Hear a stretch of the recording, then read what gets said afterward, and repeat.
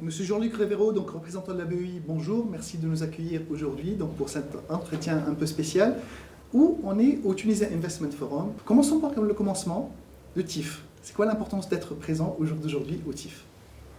Écoutez, à l'occasion de cette édition 2024 du Tunisia Investment Forum, co-organisée par la FIPA et l'Union européenne, la Banque européenne d'investissement s'est fortement mobilisée pour annoncer et signer un certain nombre de contrats de financement qui soutiennent des projets très importants pour la Tunisie dans différents secteurs. Donc à l'occasion de cette conférence, nous avons annoncé la signature de 450 millions d'euros de soutien à la Tunisie. Excellent. Justement, la relation entre la Tunisie et la BEI qui existe depuis plusieurs années, si on peut revenir un peu sur l'historique, un tout petit peu de la présence de la BEI en Tunisie, pour voir l'ampleur des travaux achevés et des perspectives à venir. La BEI et la Tunisie, c'est une longue histoire. La BEI a commencé ses opérations en Tunisie en 1979. Donc il y a plus de 40 ans, et elle a été pendant très longtemps le premier partenaire financier de la Tunisie. Pour vous donner un exemple, au cours des 10 dernières années, nous avons signé plus de 2,2 milliards d'euros de financement en faveur de la Tunisie. Et quand je dis en faveur de la Tunisie, c'est non seulement en faveur du secteur public tunisien, mais aussi en faveur du secteur privé, des entreprises tunisiennes, des banques tunisiennes et de la microfinance. Donc vous avez des partenaires, donc, comme vous avez dit, donc, stratégiques, mais aussi vous avez un large champ d'intervention. Donc vous avez plusieurs natures de projets qui vont de l'infrastructure à l'assistance. C'est quoi les principaux projets que vous avez accompagnés? En effet, la BEI a plusieurs casquettes. C'est un partenaire financier, donc comme je le disais, on finance le secteur public dans les grands projets, dans les grands secteurs de l'économie tunisienne.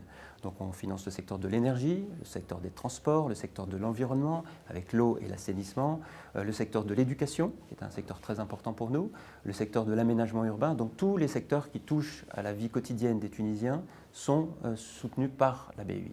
Et bien sûr le secteur privé. Donc on finance également les entreprises tunisiennes, celles de grande taille qui peuvent être soutenues en direct par la BEI pour leur permettre de continuer d'investir, et les entreprises de plus petite taille à travers des prêts que nous faisons aux banques tunisiennes, aux sociétés de leasing ou aux sociétés de microfinance.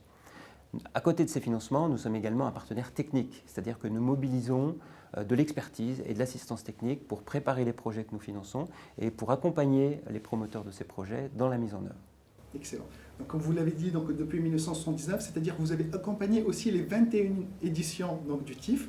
Pour revenir à cette édition bien particulière de cette année, c'est quoi les moments forts par rapport aux conventions, par rapport au partenariat entre l'Union européenne et la Tunisie?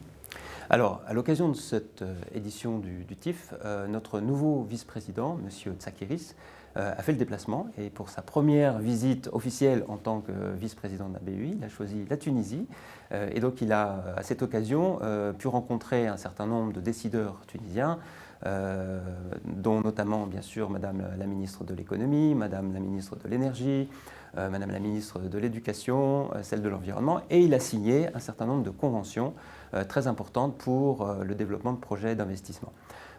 Parmi ces projets, on peut citer par exemple le projet de dédoublement de la RN13 entre Sfax et Kasserine.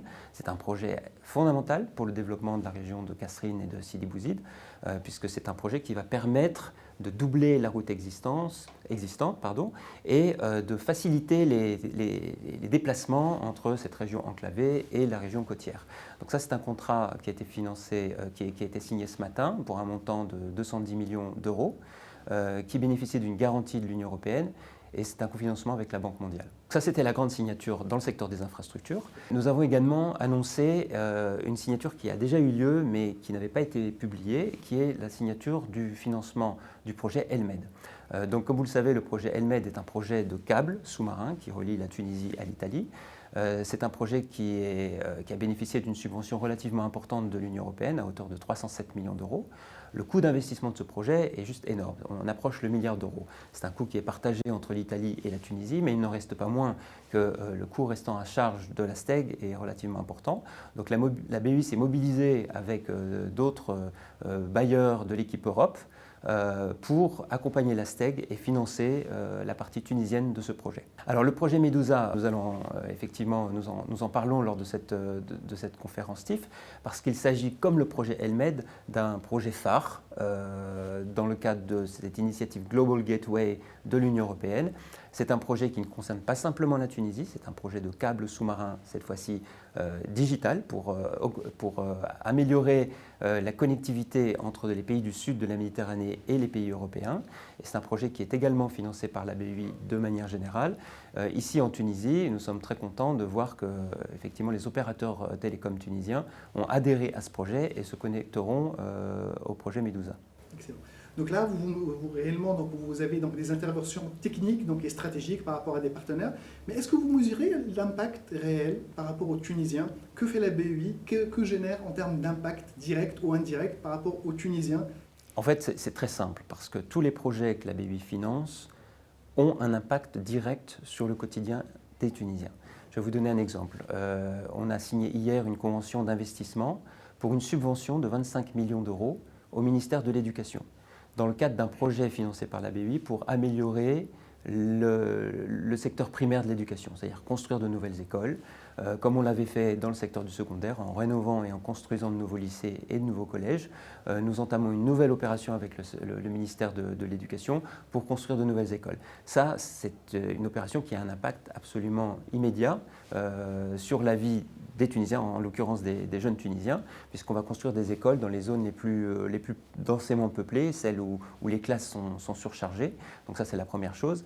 La deuxième chose, c'est qu'on met à niveau les écoles, c'est-à-dire qu'on va construire des écoles modernes, qui sont connectées au débit, qui sont passives d'un point de vue environnemental.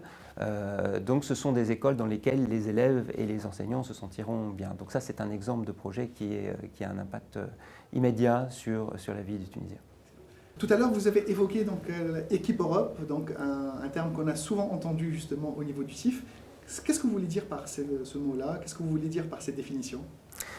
En réalité, il s'agit de mettre ensemble une action qui était relativement fragmentée jusqu'ici, de l'Union européenne, de sa banque, la BEI, et des autres institutions financières de l'Union européenne, qu'elles soient multilatérales comme la BERD ou bilatérales comme la KfW, l'AFD et les autres banques de développement.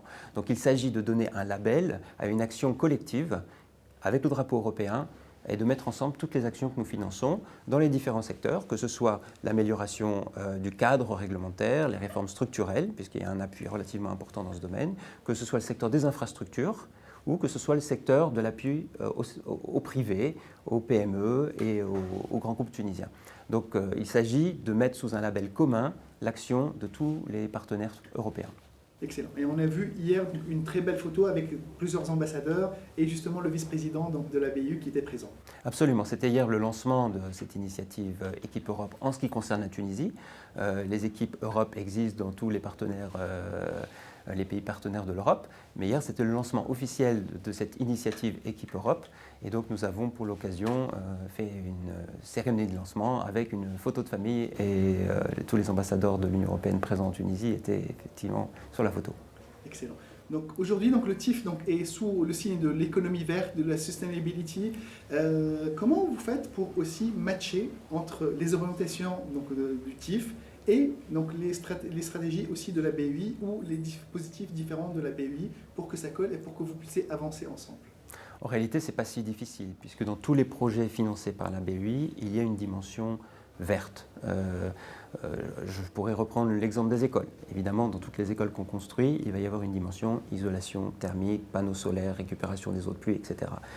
Quand on finance le secteur de l'énergie, on s'assure effectivement que la production d'énergie verte sera bien utilisée, bien reliée au réseau et qu'elle sera utilisée à bon escient.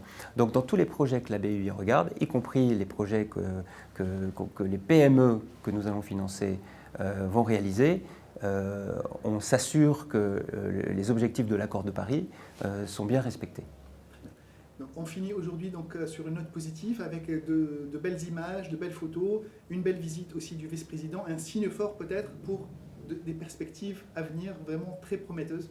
Non, absolument. Cette visite était l'occasion effectivement d'un premier contact entre notre vice-président et le gouvernement tunisien, mais je pense qu'il aura l'occasion de revenir très bientôt et qu'il pourra se rendre compte de par lui-même de l'impact de nos opérations en Tunisie. Nous avons eu l'occasion d'échanger avec un certain nombre de ministres et je dois dire que les perspectives sont assez prometteuses pour pouvoir poursuivre notre action dans d'autres secteurs, comme le secteur ferroviaire par exemple, qui a été relativement négligé jusqu'à maintenant, mais qui est un secteur très important pour la Tunisie et qui est, comme on le disait, un secteur beaucoup plus soutenable et durable que le transport routier. Merci beaucoup. Merci à vous.